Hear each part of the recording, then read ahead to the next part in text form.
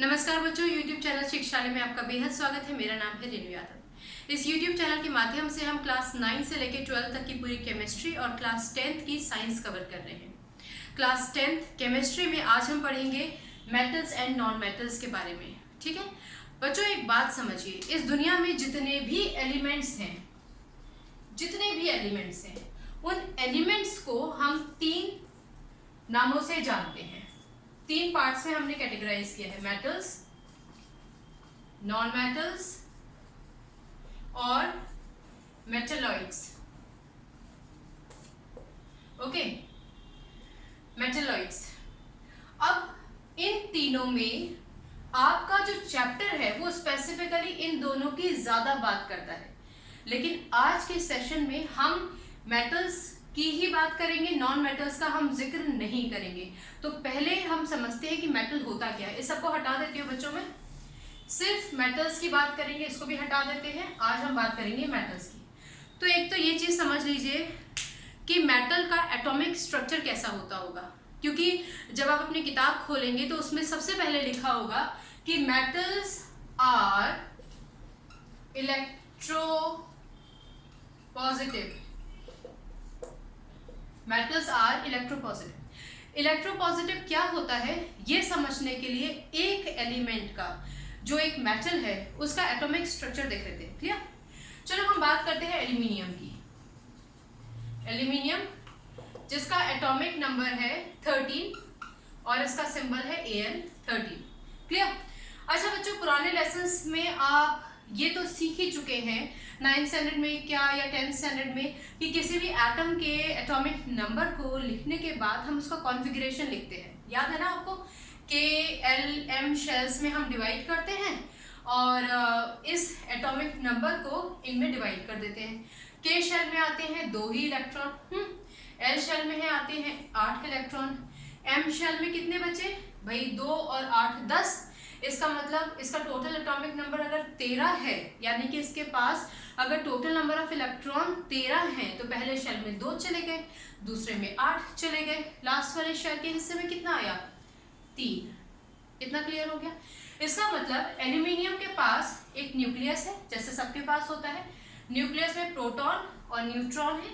इसके पास कुल मिलाकर 3 शेल्स हैं। ये हो गई K, ये हो गई L और ये हो गई आपकी M शेल। बच्चों आप ये भी बहुत अच्छे से जानते हैं कि आपका जो K शेल होता है उसको हम n=1 के नाम से जानते हैं, L को n=2, M को n=3 and so on. Clear?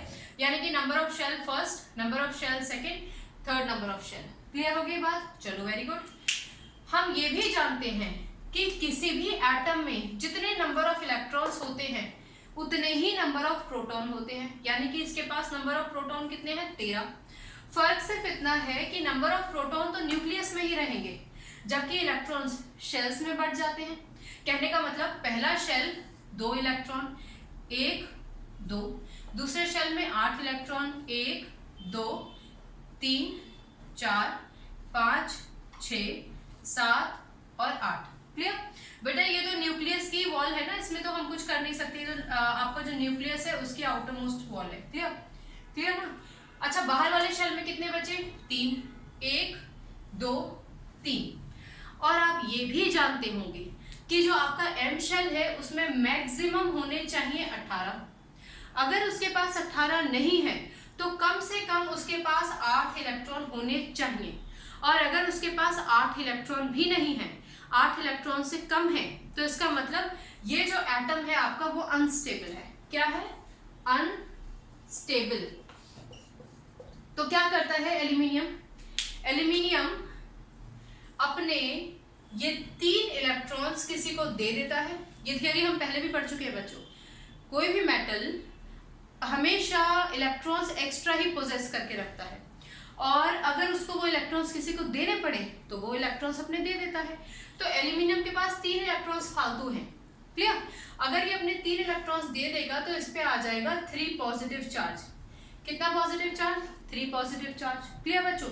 अब एक और चीज समझ लीजिए इसके आगे बढ़ने से पहले, क्योंकि इसने अगर अपने 3 इलेक्ट्रॉन्स दे दिए तो इसका मतलब ये शेल गायब, तो इसके पास क्या रह जाएगा? L shell. एल शेल में कितने हैं 8 इलेक्ट्रॉन और होने कितने चाहिए 8, इसका मतलब ये स्टेबल हो जाएगा।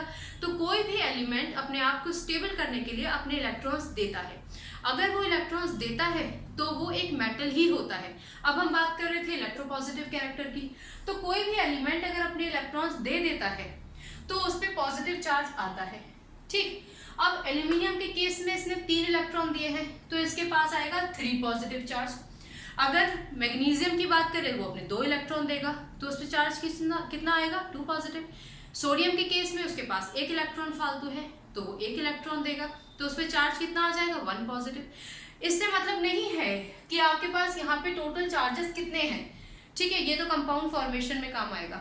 मतलब यहाँ पर इतना है कि कोई भी एलिमेंट जो अपने इलेक्ट्रॉन्स लूज करता है to attain stability that is known as a metal because it loses electron it gets a positive charge, और यही कैरेक्टरिस्टिक कहलाया जाता है इलेक्ट्रोपॉजिटिव कैरेक्टर। एक और बात समझ लीजिए बच्चों, इसको हटा देती हूँ। इसको हम इलेक्ट्रोपॉजिटिव क्यों बोलते हैं मालूम है? क्योंकि एल्यूमिनियम ने अपने 3 इलेक्ट्रॉन्स को बाहर निकाला था शेल से। तो ये क्या है इलेक्ट्रॉन्स। क्लियर? हम पहले ही डिस्कस कर चुके हैं कि इलेक्ट्रॉन को हम ई नेगेटिव से शो करते हैं। नेगेटिव इलेक्ट्रॉन का नेचर होता है ई मतलब इलेक्ट्रॉन। तो क्योंकि इलेक्ट्रॉन के लूज करने की वजह से उस पर पॉजिटिव चार्ज आता है, इसीलिए हम बोल देते हैं कि ये हो गया आपका इलेक्ट्रोपॉजिटिव, यानी कि हम संधि विच्छेद कर देंगे अगर, ठीक है, तो ये क्या हो जाएगा इलेक्ट्रोपॉजिटिव। तो मुझे लगता है ये बात तो आपको समझ में आ गई होगी। कई बार आपके टीचर आपसे पूछ सकते हैं कि मेटल्स इलेक्ट्रोपॉजिटिव क्यों होते हैं। तो मेटल्स इलेक्ट्रोपॉजिटिव इसलिए होते हैं क्योंकि उनके शेल में हमेशा एक्स्ट्रा इलेक्ट्रॉन होते हैं, जिन एक्स्ट्रा इलेक्ट्रॉन को कोई भी metal, only metal, non metal नहीं, लूज करता है टू अटेन स्टेबिलिटी, और क्योंकि वो इलेक्ट्रॉन लूज करता है इसलिए उसका नेचर हो जाता है इलेक्ट्रोपॉजिटिव। इतना समझ में आया? क्लियर है? आज हम सिर्फ मेटल्स की बात कर रहे हैं। ओके, चलो आगे बढ़े। इसको हटा देते हैं, इस पूरे को रफ कर देते हैं। मुझे लगता है ये आपकी केमिस्ट्री का सबसे बड़ा लेसन है, लेकिन बहुत ही प्यारा लेसन है। रटने पे जाओगे तो भैया अपना ही नुकसान करोगे, रटोगे नहीं तो फिर अपना ही फायदा करोगे। क्लियर? अब हम प्रॉपर्टीज की बात करते हैं। प्रॉपर्टीज क्या क्या है, मैं आपको बहुत सारी चीजें यहाँ पे मेरे पास रखी हैं शो करने के लिए। आप हर चीज को ध्यान से सुनिए, देखिए, बस दैट्स ऑल, रटना नहीं है। पहला, metals are malleable. Malleable, malleable का मतलब होता है ये, जस्ट अ मिनट, पहचाने? एल्यूमिनियम फॉइल जिसमें रैप करके मम्मी आपको अच्छा अच्छा लंच बना कर देती है, इसमें रैप करके देती है ना, पराठे, पूड़ी, रोटी, आप जो भी लेकर जाओ, है ना, या सैंडविच भी। तो ये क्या है बेटा? ये एल्यूमिनियम है। एल्यूमिनियम क्या है? सबसे पहले तो ये भी जान लीजिए। एक और चीज मैं आपको काम की बता दूं, एल्यूमिनियम, एल्यूमिनियम जो है वो सबसे ज्यादा अबंडेंट एलिमेंट है। अगर हम मेटल की बात करें ना तो सबसे ज्यादा आपके अर्थ क्रस्ट में एल्यूमिनियम पाया जाता है। एल्यूमिनियम 7% है आई थिंक। ओके, उसके बाद आयरन, सेकंड नंबर पे आयरन है, वो शायद 4% है अर्थ क्रस्ट में। क्लियर? तो हम इस एल्यूमिनियम की बात कर रहे हैं जो हमारे अर्थ क्रस्ट का सबसे ज्यादा अबंडेंट मेटल है। तो ये क्या है बेटा? असल में क्या होता है कि मेटल्स तो आपको बड़े बड़े ब्रिक्स के या चट्टानों के फॉर्म में मेटल्स इस तरीके से मिलते हैं, फिर हम उनको तोड़ते हैं, निकालते हैं, माइनिंग करते हैं, तो आपको बड़े फॉर्म में मिलते हैं। अगर मेटल पर चोट कर करके हैमर से अगर आप उसको एक थिन शीट में कन्वर्ट कर दें, जैसे कि यहाँ पर है, तो ये जो प्रॉपर्टी होती है ये कहलाई जाती है मैलिएबिलिटी। क्या कहलाई जाती है? मैलिएबिलिटी। और हम ये कहते हैं, प्रॉपर्टी तो मैलिएबिलिटी हो गई, और आम भाषा में हम क्या कहेंगे कि मेटल्स जो होते हैं वो मैलिएबल होते हैं। मैलिएबल का मतलब अगर आप किसी भी मेटल पर चोट करके उसको थिन शीट में कन्वर्ट कर सकते हैं तो वो प्रॉपर्टी कहलाई जाती है malleability. So that means metals are malleable. आपके घरों में जो टीन शेड लगाते हैं ना, वो भी मैलिएबिलिटी का ही एक एग्जाम्पल है, और ये तो सबसे बेस्ट एग्जाम्पल है, आपके घरों में हमेशा ही होता है। क्लियर? दूसरा, मेटल्स आर डक्टाइल। अच्छा, डक्टाइल का भी मेरे पास एक एग्जांपल है, ये देखो, जानते हो ना, ये बैटरी है, ये वायर है, हाँ दिखाई दे रहा है, कॉपर का वायर है। तो ये कॉपर क्या है, ये भी हमारे पास मेटल ही था, हमने उस मेटल को we have drawn into a wire. Clear? तो ये मैलेबिलिटी का एक एग्जाम्पल है। और copper is a good conductor of electricity, वो हम आगे डिस्कस करेंगे। तो डक्टिलिटी का क्या मतलब हो गया? डक्टिलिटी का मतलब हुआ यदि आप मेटल को वायर्स में कन्वर्ट कर सकते हैं, तो वो कहलाया जाता है मैलेबिलिटी। अब वायर का यही मतलब नहीं हुआ कि आपके घरों में जो तार लगे हो वही मैलेबिलिटी है, नहीं, ये भी मैलेबिलिटी का एक एग्जाम्पल है। ये क्या है बेटा? ये चेन है। और मैलेबिलिटी का तो बेस्ट एग्जाम्पल गोल्ड का है। गोल्ड का 1 ग्राम गोल्ड आप 2 किलोमीटर लंबे वायर में कन्वर्ट कर सकते हो, समझते हो आप? तो इतना ज्यादा डक्टाइल होता है मेटल। तो ये सारा गोल्ड हो गया, सिल्वर हो गया, ये सब कुछ मेटल ही तो है। हाँ, तो हमारा सेकंड प्रॉपर्टी क्या है? डक्टिलिटी। कंफ्यूज तो नहीं हो गए? मैलेबिलिटी मतलब मेल्ट कर दो, हैमर से चोट कर दो और उसको शीट में कन्वर्ट कर दो। डक्टिलिटी मीन्स आप उसको डक्टाइल कर दीजिए, मीन्स वायर्स में उसको ड्रॉ कर दीजिए। क्लियर हो गया? ये दोनों बातें क्लियर हो गई। चलो आगे बढ़ते हैं। आगे हमारा जो थर्ड प्रॉपर्टी है उसको समझाने के लिए इसको मिटाना पड़ेगा, इसको मिटा देते हैं। तीसरी प्रॉपर्टी है हमारी कि मेटल्स कंडक्ट इलेक्ट्रिसिटी। इलेक्ट्रिसिटी भी कंडक्ट करते हैं और हीट भी कंडक्ट करते हैं। बहुत ही प्यारा टॉपिक है, कई बार अलग से सेपरेटली आपको समझाने के लिए पूछ लिया जाता है कि मेटल्स इलेक्ट्रिसिटी कंडक्ट करते हैं, मान लिया, हीट कंडक्ट करते हैं, मान लिया, समझाओ इसको। तो कैसे समझाना है पहले वो सुनिए, पहले आप खुद समझिए कि कैसे।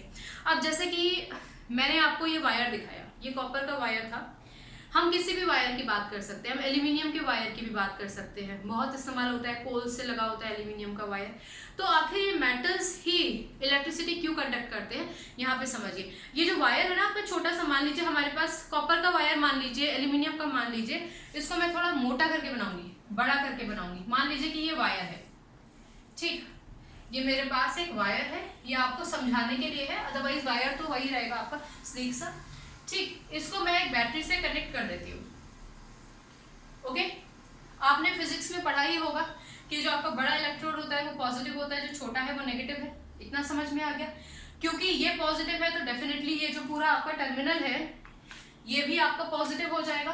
तो मैं यहाँ प्लस प्लस प्लस प्लस लिख देती हूँ आपको समझाने के लिए। हाँ, ये नेगेटिव से जुड़ा है तो ये क्या हो जाएगा आपका नेगेटिव। क्लियर हो गई बात? चलो, ये तो ऊपर का खाका है, असल बात समझते हैं। यहाँ साइड में हमने मान लिया कि हमारे पास ये एल्यूमिनियम का वायर है। एल्यूमिनियम अभी अभी पढ़ा था ना, एल्यूमिनियम का एटॉमिक नंबर 13, कॉन्फ़िगरेशन 283। इसका मतलब ये फालतू चार्जेस हैं, एल्यूमिनियम के पास ये चार्जेस एक्स्ट्रा हैं। इसका मतलब क्या हुआ कि एल्यूमिनियम के ये जो चार्जेस हैं, जैसे पहला और दूसरा और तीसरा शेल, इस तीसरे शेल में इन तीनों इलेक्ट्रॉन्स की कोई फिक्स प्लेस नहीं है, ठीक, इन तीनों इलेक्ट्रॉन्स की कोई फिक्स प्लेस नहीं है, तो मतलब ये मूवमेंट कर सकते हैं। इतना समझ में आया? अभी तक एल्यूमिनियम ने अपने इलेक्ट्रॉन्स को किसी को दिया नहीं है, इसीलिए हमने इसके ऊपर कोई चार्ज नहीं लगाया है, ये बात याद रखिएगा। हम एल्यूमिनियम मेटल की बात कर रहे हैं। अगर आप Al3 पॉजिटिव लिखते तो आप आयन की बात कर रहे होते। मुझे लगता है ये तो आपको समझ में आता होगा ना कि अगर किसी के पास पॉजिटिव या नेगेटिव चार्ज है तो वो आयन है, हम उसको मेटल नहीं बोलेंगे, उसको आयन बोलेंगे, ठीक है, रहेगा वो मेटल ही लेकिन आयोनिक फॉर्म में। खैर एनीवेज, तो ये 3 इलेक्ट्रॉन इसके इधर उधर रोटेट कर रहे हैं। आप ये भी जानते हैं कि अगर हमारे पास एक लंबा तार है तो उसमें कई सारे करोड़ों एटम होंगे, करोड़ों एटम होंगे, इसका मतलब उनके बहुत सारे, हर एक एल्यूमिनियम के एटम का जो बाहर वाला शेल है उसमें 3 इलेक्ट्रॉन्स होंगे और वो तीनों इलेक्ट्रॉन्स हर एक एटम के मूवमेंट करने के लिए फ्री होंगे। क्लियर? मैं सिर्फ इलेक्ट्रॉन्स यहाँ पे बना देती हूँ, ठीक। मान लीजिए ये है आपके एल्यूमिनियम के वो इलेक्ट्रॉन्स जो मूवमेंट कर रहे हैं, कर सकते हैं, जो अभी फ्री हैं, ठीक। यहाँ पूरा एटम बनाने की जरूरत नहीं है, हमने एल्यूमिनियम के वो फ्री इलेक्ट्रॉन्स बना दिए हैं यहाँ पर जो मूवमेंट कर सकते हैं। क्लियर हो गई बात? चलो वेरी गुड। अब हम इसका प्लग ऑन कर लेते हैं। पूरा का पूरा प्लग एंड ऑल मैंने नहीं बनाया, उसकी जरूरत भी नहीं है। जैसे ही हम इसको ऑन करेंगे तो जाहिर सी बात है कि जो पार्ट नेगेटिव से जुड़ा है वो पूरा नेगेटिव हो जाएगा। क्लियर? जो पॉजिटिव से जुड़ा है वो पॉजिटिव हो जाएगा। क्लियर? इलेक्ट्रॉन जो होता है उसका नेचर क्या होता है आपको मालूम ही है। वैसे इस पे नेगेटिव साइन लगा हुआ है लेकिन मैं फिर भी लिख देती हूँ नेगेटिव। इलेक्ट्रॉन क्या होता है? नेगेटिव। नेगेटिव किस तरफ जाता है? पॉजिटिव की तरफ भागता है। तो जैसे ही आपने स्विच ऑन किया या जैसे ही आपने तार जोड़ दिया दोनों बैटरी के, क्लियर, तो वैसे ही जितने भी आपके इलेक्ट्रॉन्स होंगे वो सारे के सारे इलेक्ट्रॉन्स पॉजिटिव टर्मिनल की तरफ दौड़ने लगेंगे। क्योंकि इलेक्ट्रॉन पर नेगेटिव चार्ज है और नेगेटिव चार्ज हमेशा पॉजिटिव की तरफ दौड़ता है। मालूम है? सारे इधर दौड़ने लगेंगे। क्लियर? फिजिक्स में आप लोगों ने पढ़ा होगा कि अगर इलेक्ट्रॉन्स का मूवमेंट इधर है तो करंट का मूवमेंट किधर होगा? इधर। और करंट को हम किससे शो करते हैं? आई से शो करते हैं ना। तो इसका क्या मतलब हुआ? इसका मतलब ये हुआ कि ये जो फ्री इलेक्ट्रॉन्स हैं, इन इलेक्ट्रॉन्स के मूवमेंट की वजह से हमारे पास जो इलेक्ट्रिसिटी है वो जनरेट हो जाती है। बिकॉज ये इलेक्ट्रॉन्स फ्री होते हैं, इलेक्ट्रॉन्स फ्री होते हैं तो जैसे ही इनको करंट मिलता है, इनको एनर्जी मिलती है, ये सारे के सारे ये इलेक्ट्रॉन इस इलेक्ट्रॉन से टकराएगा, अपनी एनर्जीज को ट्रांसफर करेगा, ये इलेक्ट्रॉन इससे टकराएगा, एनर्जीज को ट्रांसफर करेगा। ऐसे ये सारे एक दूसरे से टकरा के अपनी जो इलेक्ट्रॉन ने एनर्जी गेन की है वो आगे वाले इलेक्ट्रॉन को ट्रांसफर करते जाएंगे और इस तरीके से ये पूरा वायर इलेक्ट्रिसिटी को कंडक्ट करेगा। ऐसा नहीं होगा कि इस पोर्शन को छुओगे तो इधर इलेक्ट्रिसिटी बहुत ज्यादा है और इधर कम है, नहीं, क्योंकि पूरे वायर में इलेक्ट्रॉन्स हैं। इतना समझ में आया? क्लियर हो गई बात? इसलिए हम कहते हैं कि मेटल्स कंडक्ट इलेक्ट्रिसिटी। क्लियर? अब हम बात करते हैं हीट की। इसको हटा दो बच्चों। अगर आपसे अलग से पूछा जाए ना हैवी वेटेज में तो पूरा आप ड्रॉ करके अच्छे से समझा दीजिएगा, है ना। इसको हटा देते हैं। अब हम बात करते हैं कि मेटल्स कंडक्ट हीट कंडक्ट करता है, इसको समझाओ। तो भैया इसको समझने के लिए, बल्कि पूरी केमिस्ट्री समझने के लिए ना कभी कभी रसोई में चले जाया करो, किचन में। ये बहुत ज़्यादा ज़रूरी है। अच्छा, मैगी तो आप लोगों ने सब नहीं बनाई होगी और कई बार ऐसा होता है कि मम्मी कढ़ाई में सब्जी रख देती हैं तो बोल कर आती हैं कि बेटा ज़रा कड़छी से उसको चला के आ जाओ ताकि कहीं वो लग ना जाए, मतलब वो जल न जाए। क्लियर? तो अगर आप सड़ासी से या फिर आप कड़छी, जब आप कड़छी छूते हो, मैं यहाँ बोर्ड पे समझा देती हूँ, वैसे तो आप रसोई में सब गए होगे तो आपको समझ में आएगा। तो मान लो ये कढ़ाई है, क्लियर, और ये फ्लेम के ऊपर है, क्लियर। अब इसमें एक कड़छी पड़ी हुई है, कड़छी तो आप सभी जानते तो हो ना। तो इसमें कड़छी पड़ी हुई है। अब क्या होता है, इसको फ्लेम है, फ्लेम मतलब इसमें ये जो सब्जी है आपकी, इसको लगातार हीट मिल रही है। क्लियर? अब जब हीट इसको मिलेगी तो ये कड़छी क्या है? ये कड़छी भी तो भैया मेटल की ही बनी हुई है, मेटल की ही बनी हुई है ना। तो इसमें भी वही एल्यूमिनियम के वायर वाला हिसाब चलेगा कि इसमें जो इलेक्ट्रॉन्स होंगे वो इलेक्ट्रॉन्स फ्री होंगे, यहाँ पे जितने भी इलेक्ट्रॉन्स है वो फ्री है। अब क्या होता है, जब इस कढ़ाई को फ्लेम मिलती है और इसके अंदर जो सब्जी है उसको फ्लेम मिलती है, मतलब हीट मिलती है, तो वो हीट जो है कढ़ाई से कड़छी में जाती है। कड़छी के जो इलेक्ट्रॉन्स होते हैं वो इलेक्ट्रॉन्स क्या करते हैं, यहाँ से हीट पिक करेंगे, यहाँ से एक इलेक्ट्रॉन अपनी हीट दूसरे इलेक्ट्रॉन को देगा। इसको थोड़ा सा चौड़ा बना देती हूँ, कड़छी को ऐसे बना लेते हैं लोग। तो यहाँ से इलेक्ट्रॉन ने हीट लिया, आगे ट्रांसफर किया, ये जो इलेक्ट्रॉन है ये और आगे हीट को ट्रांसफर करेगा, ये इलेक्ट्रॉन आगे वाले इलेक्ट्रॉन से टकराएगा तो डेफिनेटली जो अभी हीट पिक करके लेकर आया है वो आगे वाले इलेक्ट्रॉन को मिलेगी। धीरे धीरे धीरे धीरे कड़छी का तकरीबन यहाँ तक का पोर्शन तो अच्छा खासा गर्म हो जाता है। अब आप सोचो यहाँ का क्यों नहीं होता, क्योंकि भैया एक तो ये फ्लेम से बहुत दूर हो गया है, मोर ओवर जो एटमॉस्फेयर में हवा है ना उसका अच्छा खासा इन्फ्लुएंस यहाँ पर ज्यादा होता है as compare to the heat, जिसका इफेक्ट यहाँ तक लगभग कम हो गया है।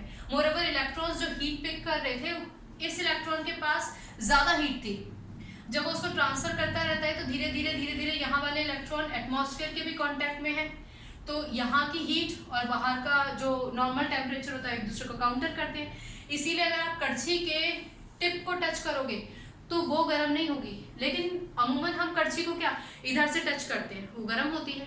हमारा हाथ जल जाता है।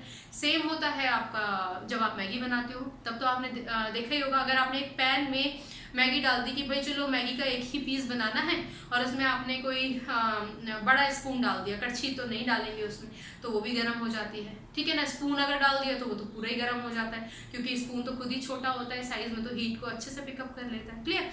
तो खैर एनीवेज, दोनों ही कंडीशंस में फ्री इलेक्ट्रॉन्स की वजह से जो हमारे पास फ्री इलेक्ट्रॉन्स होते हैं, उन फ्री इलेक्ट्रॉन्स की वजह से ही कोई भी मेटल हीट और इलेक्ट्रिसिटी को कंडक्ट करता है। क्लियर हो गई बात? हटा दें इसको। चलो बहुत बढ़िया। अगर आपको सब समझ में आ गया है तो एक बार हम लोग रिव्यू ले लेते हैं। ठीक, हम लोगों ने बोला कि जो आपके मेटल्स होते हैं वो मेलेबल होते हैं, वो डक्टाइल होते हैं, good conductor of heat and electricity होते हैं। और अब हम आगे बढ़ेंगे, जो आपके मेटल्स होते हैं ना वो लस्ट्रस भी होते हैं। Metals are lustrous. लस्ट्रस मतलब उसमें लस्टर होता है। क्या होता है उसमें? लस्टर। और लस्टर का मतलब शाइन। अब मैं आपके पास ये लेकर आई हूँ, ये क्या है? छोटा सा एक बैंगल है, कड़ा है चांदी का, इसमें शाइन दिख रही है ना। तो जितने भी मेटल्स होते हैं उसमें शाइन ही होती है। अगर आप कोई नई चीज़ लेकर आते हो, इसमें भी शाइन है, इसमें भी शाइन है। क्लियर?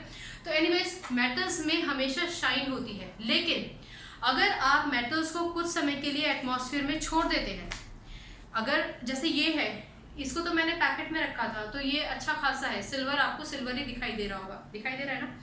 लेकिन अगर आप इसको बाहर छोड़ देते हैं तो मेटल पर ऑक्सीजन की, यानी कि ऑक्सीजन की, कार्बोनेट की,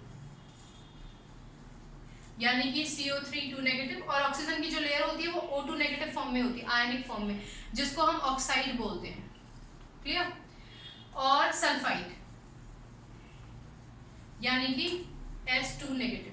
तो अक्सर क्या होता है कि जब हम इसको एक्सपोज कर देते हैं तो ये जो मेटल है उस पर इन तीनों में से किसी की भी लेयर आ सकती है, जिसकी वजह से मेटल का जो लस्टर है, यानी कि जो शाइन है ना, वो अपने आप से डल हो जाएगी। जैसे कि ये देख रहे हो आप, ये भी बैंगली है, कड़ा है एक, लेकिन चांदी का है, लेकिन इसको हमने बाहर ही छोड़ दिया था। तो क्योंकि इसको हमने बाहर छोड़ दिया था, इसके ऊपर डलनेस आ गई है, क्योंकि इसका एक्सपोजर हुआ बाहर के एटमॉस्फेरिक ऑक्सीजन से, इसमें जो कार्बन डाइऑक्साइड है उसमें। क्लियर? अब आप इन दोनों को कंपेयर करके देखो, मुझे उम्मीद है कि आपको दोनों दिखाई दे रहे होंगे। इसमें शाइन है और इसमें शाइन नहीं है। तो जिसमें शाइन नहीं है उसके लिए मैं क्या करूंगी, इसको सैंड पेपर से भी रब करूंगी ना बच्चों, तब भी इसकी शाइन वापस आ जाएगी, क्योंकि ये बात हम पहले भी डिस्कस कर चुके हैं। अगर मान लो आपके पास ये कोई मेटल है, ठीक है ना, अब इस मेटल के ऊपर किसी भी गैस की अगर लेयर आ जाती है, तो मान लीजिए ये लेयर आ गई, ये लेयर आ गई, ठीक, इस लेयर की वजह से ये मेटल डल हो जाएगा। लेकिन अगर आप इसको सैंड पेपर से या किसी और चीज से धोएंगे, रब करेंगे, तो ये जो लेयर है आपकी, ये आपकी हट जाएगी, और जो ओरिजिनल आपका सरफेस है मेटल का, वो ओरिजिनल सरफेस अब एग्जिस्टेंस में आ जाएगा दोबारा से, और आपको शाइन दिखाई देगी। क्लियर हो गया बच्चों? I hope this is clear, है ना। ये देख लो आप, और ये यहाँ पे अगर नहीं नजर नहीं भी आ रहा ना अच्छे से, तो आप अपने घर में भी देख सकते हो। मम्मी की कोई चीज लेके देख लेना, मम्मी की नई पायलें, अब तीज आने वाली है ना, तो मम्मी के पास कुछ तो सामान आएगा नया, है ना। और नहीं भी आता है तो कोई बात नहीं, घर में कई बार हमारे पास नए बर्तन आते हैं, हालांकि बर्तन में तो स्टील वगैरह होता है, वो अलॉय होता है ना। तो घर में आपको बहुत सारी चीज़ें ऐसे देखने को मिल जाएंगी जिसमें आप लस्ट्रस देख सकते हो। चलो आगे बढ़े बच्चों। ओके, आगे बढ़ने के लिए हमारे पास अगली प्रॉपर्टी का जिक्र करना जरूरी है, जो है सोनोरस। सोनोरस का मतलब साउंड करना। साउंड करने के लिए भी मैंने अपने पास कुछ रखा है यहाँ पर, ये देखो, सब जानते हो ना इसको, एग्जामिनेशन टाइम में ज़्यादा जानते होंगे चलो खैर, वो तो एक मजाक है। आप इसको बजाते हैं ना, घंटी, है ना। अब ये ज़रूरी नहीं है क्योंकि इसमें तो ऑलरेडी एक मेटल के लगा होता है घंटी बजाने के लिए, लेकिन अगर वैसे भी आप इस पर किसी चीज़ से चोट करते हैं तो आवाज़ आती है। इसका मतलब मेटल्स जो होते हैं वो सोनरस होते हैं। आप मेटल पर दूसरे मेटल को मारो या मेटल को, घंटी को बजाओ, आवाज़ आएगी ही आएगी। तो ये हमारी एक और प्रॉपर्टी है मेटल्स की। ये है हमारी सबसे बड़ी खासियत मेटल्स की कि मेटल्स जो होते हैं ना वो बढ़िया तरीके से सोनरस होते हैं, आवाज़ करते हैं। और ये जो घंटी मैंने आपको भी दिखाई है तो मंदिर की घंटी है, लेकिन इससे एक सबसे बड़ी घंटी आपकी ज़िंदगी में बहुत महत्वपूर्ण होती है, स्कूल की घंटी, ठीक है, जिसको आप बोलते हैं घंटा, जिसको कई बच्चे शैतानी में बजाकर भी चले जाते हैं। चलो आगे बढ़ते हैं। आगे बढ़ने के लिए अब एक बात और अच्छे से जान लीजिए कि हम जितने भी मेटल्स हैं ना जिनका हम जिक्र कर रहे हैं, जिनकी प्रॉपर्टीज़ का हम जिक्र कर रहे हैं, ये जो प्रॉपर्टीज़ है ना ये फिजिकल प्रॉपर्टीज़ है।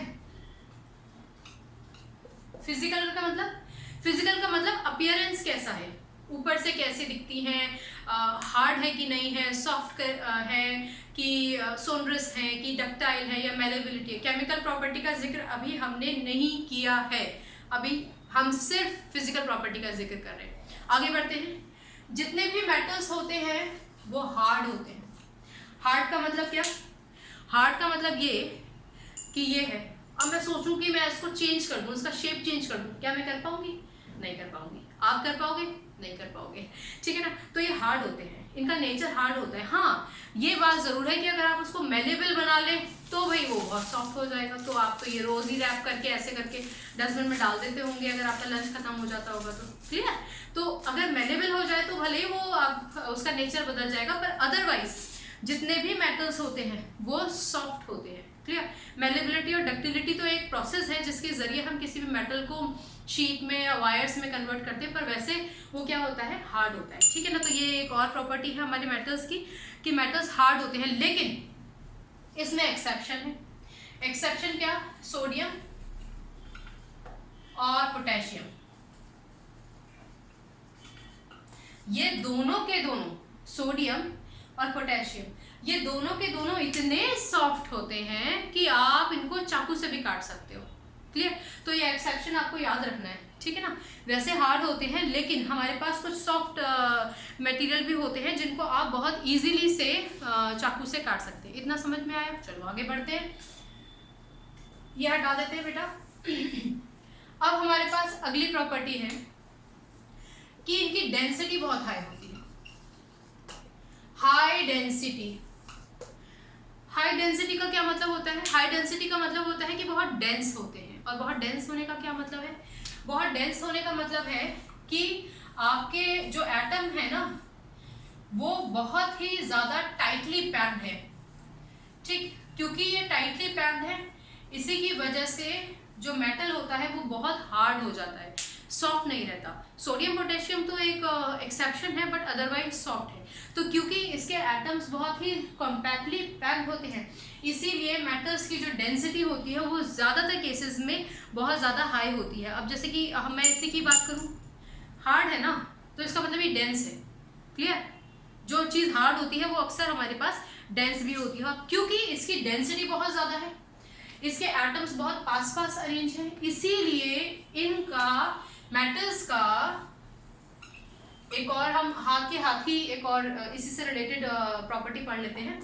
They have high boiling point, इसको हाई लिख देती हूँ नहीं तो आप कंफ्यूज हो जाओगे। And they have high melting point. Clear हो गई बात? बहुत हाई मेल्टिंग पॉइंट होता है। अगर आप इनको मेल्ट करना चाहो तो आपको बहुत हाई टेम्परेचर देना पड़ता है। जैसे कि लोहे को पिघलाने के लिए आपको 1500 डिग्री से ऊपर का टेम्परेचर देना पड़ता है। लेकिन यहाँ पर भी एक एक्सेप्शन है भैया। वो एक्सेप्शन क्या है? वो एक्सेप्शन है गैलियम और सीजियम का। इसको हटा देते हैं, इसको हटा देना, इसको हटा देते हैं, थोड़ी जगह हो जाएगी अपने पास। हम बात कर रहे हैं कि मेटल्स का बहुत हाई मेल्टिंग पॉइंट होता है और बहुत ही हाई बॉइलिंग पॉइंट होता है, क्लियर। अगर हम मेल्टिंग पॉइंट की बात करें तो गैलियम जिसका सिंबल है Ga और सीजियम जिसका सिंबल है Cs, ये दोनों के दोनों एक्सेप्शंस हैं। इनका जो मेल्टिंग पॉइंट है ना वो बहुत ही कम है, इतना कम है कि अगर आप इनको हाथ में ले लेना तो पिघल जाएंगे। क्लियर हो गया? तो यूजली हमारे जो मेटल्स होते हैं उनका मेल्टिंग पॉइंट, बॉइलिंग पॉइंट बहुत ज़्यादा हाई होता है। लेकिन अगर आप मेल्टिंग पॉइंट की बात करते हैं तो गैलियम और सीजियम, इनका जो मेल्टिंग पॉइंट होता है वो कम होता है, ठीक। मेरे ख्याल से शायद 28 से 30 के बीच में होता है, 28 से 31, तो इतना कम कि आप हाथ में लो पिघल जाएंगे। क्लियर हो गई बात? चलो वेरी गुड।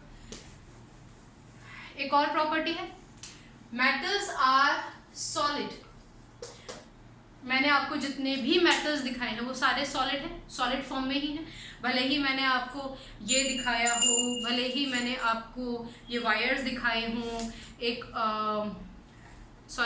मतलब कड़े दिखाए हों, ये वायर दिखाया हो, है तो सॉलिड ही ना। ऐसा तो नहीं कि आप इसको रखो तो बह जाएगा, लिक्विड तो नहीं है ना ही गैसियस फॉर्म में है।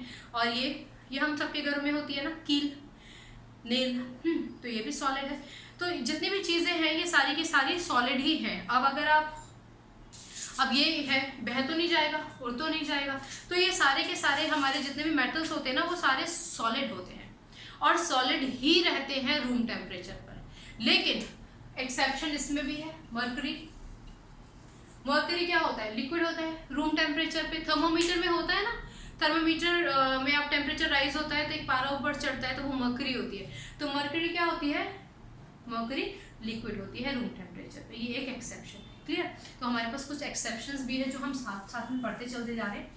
अब हमारे पास सबसे इम्पॉर्टेंट पॉइंट एक और रह जाता है कि मेटल्स कंडक्ट इलेक्ट्रिसिटी।